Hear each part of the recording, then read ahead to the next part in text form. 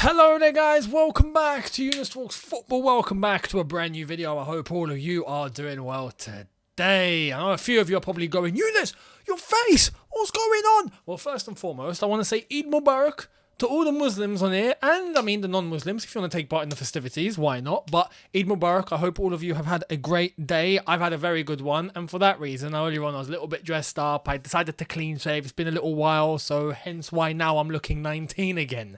Okay, and the OGs on here will remember exactly how I used to look.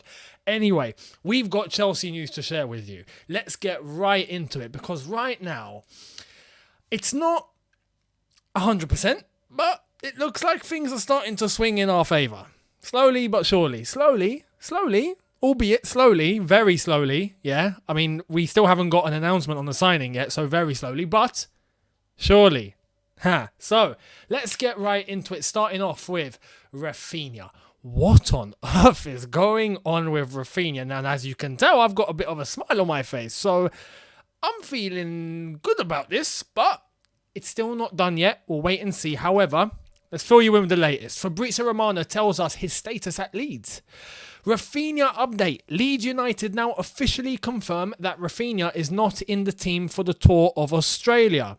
Shock.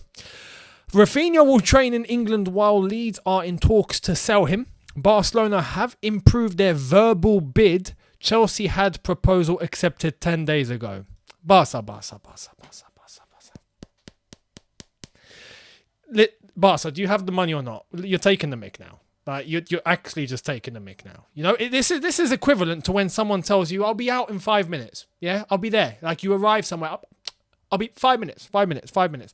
5 minutes passes by. 10 minutes passes by. 15 minutes passes by. 2 minutes. 2 minutes. I'll be there. I got a bit of a hold up, but it's all good. Yeah, it's sorted. I'll be there in 2 minutes. Hold on. Okay, cool. 2 minutes. 4 minutes. 10 minutes. 15 minutes. Where the hell is this guy?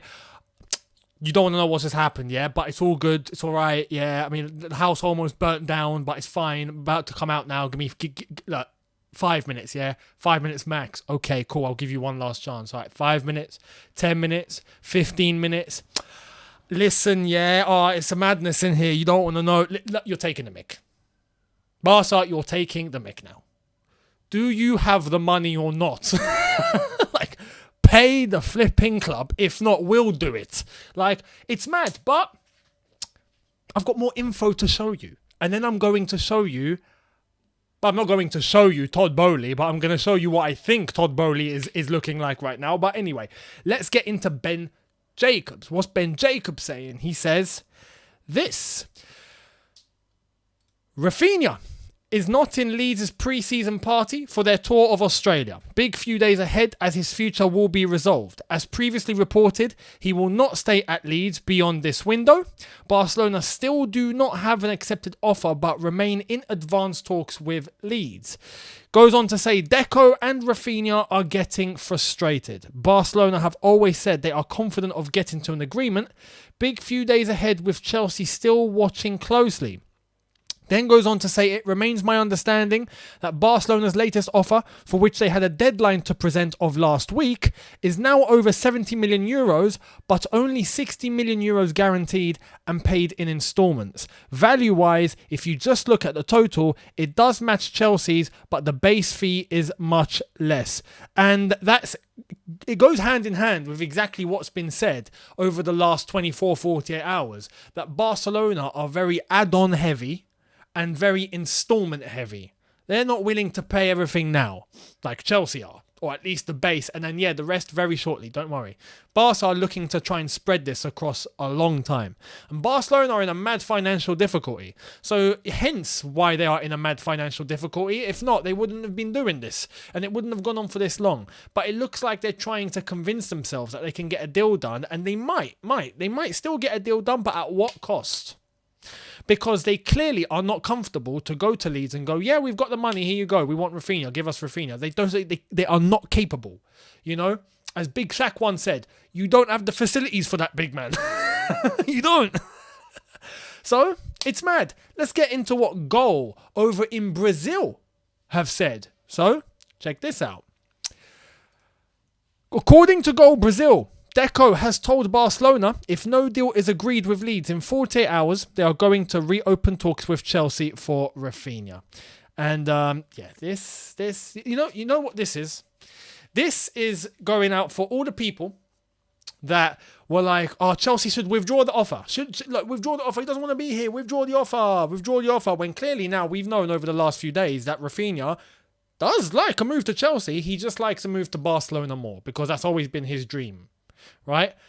If Barca are not able to do that, he's still in favour of going to Chelsea. He still wants a move. He still wants to get to a higher level than playing at Leeds. All due respect to Leeds. But you get what I mean. So for those that were going, oh, withdraw the offer. With all due respect, this is why Todd Boehly is a very successful person. Because some people have the ability to see far. And they know details that not even any of us know. Deep within, inside, there's things we don't know. There's things that I don't know. There's things that none of you know. Only they know.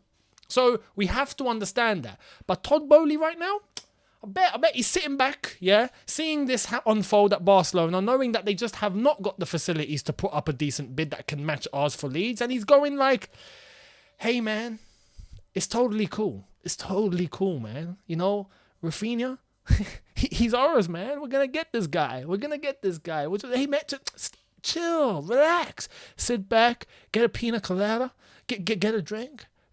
And chill, man. I got this. Just, you gotta wait to see Barcelona burn.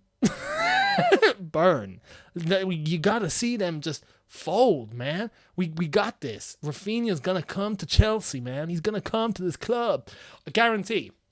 Todd Boehly's somewhere right now.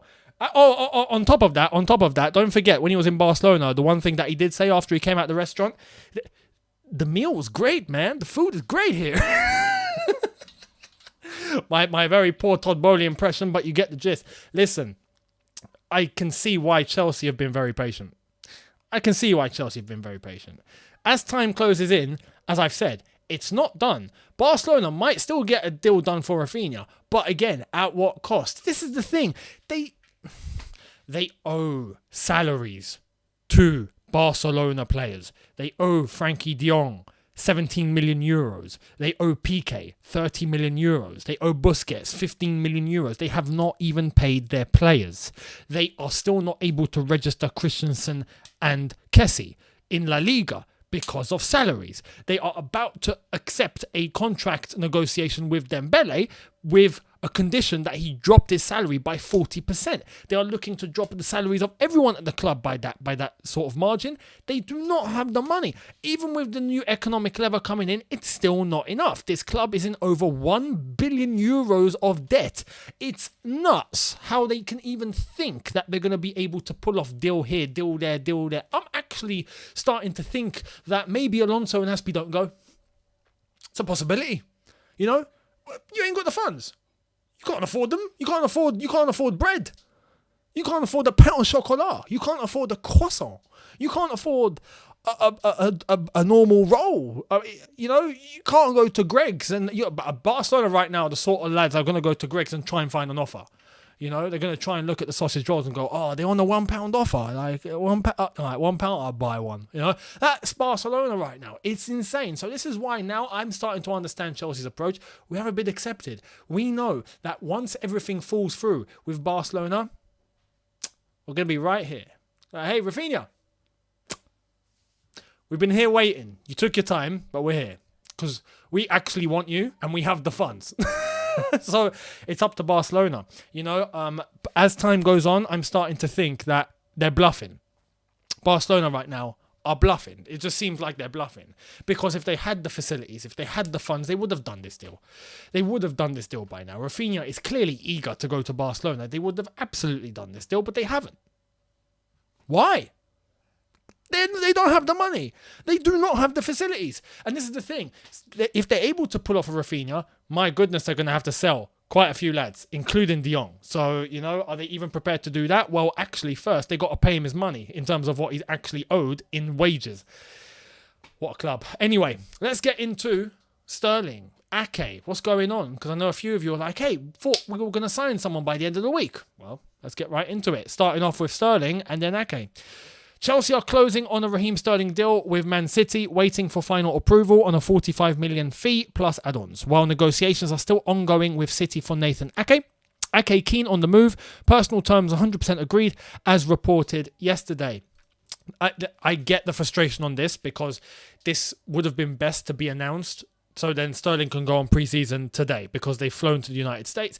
But I understand Sterling has been on holiday and everything should be resolved in terms of they first need to get him to Chelsea. They need to get him with the new shirt. They need to take all those snaps. They need to do an interview. There's an unveiling. There's a certain unveiling that every club normally does when they tell everyone, now we've signed a player.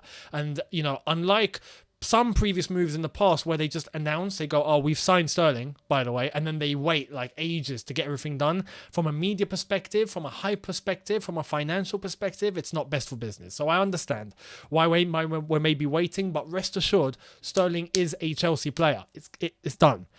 Ake, I think, will also be completed very shortly. We might get both at the same time. Who knows? And I reckon Sterling mainly will probably fly off to the States and link up with the squad over there. So we'll wait and see. One example of someone who's going to do that is Thiago Silva, who is currently still on holiday as well, unlike some of the lads that have flown to the United States today and is going to the pre-season tour. Now, talking about pre-season tour, we've had a massive list of the lads that have got on pre-season. Everyone's included, it seems like, so it's very, very good to see. Gallagher is on the flight. That's cool. Broja will be going there as well to link up with the team. As I've mentioned, Thiago Silva, everyone else is basically there, including even Hakim Ziyech, who we know is leaving and has changed his agent, by the way, but we know he's leaving. He's still on that pre-season tour because he's still a Chelsea player. Everyone is there except for two guys, and I think this is probably a blessing in disguise, because in the long run this might help us. But anyway, this is the latest, and bear in mind, I'm not going to say the words that you can see on the screen because I ain't going to put the video at jeopardy of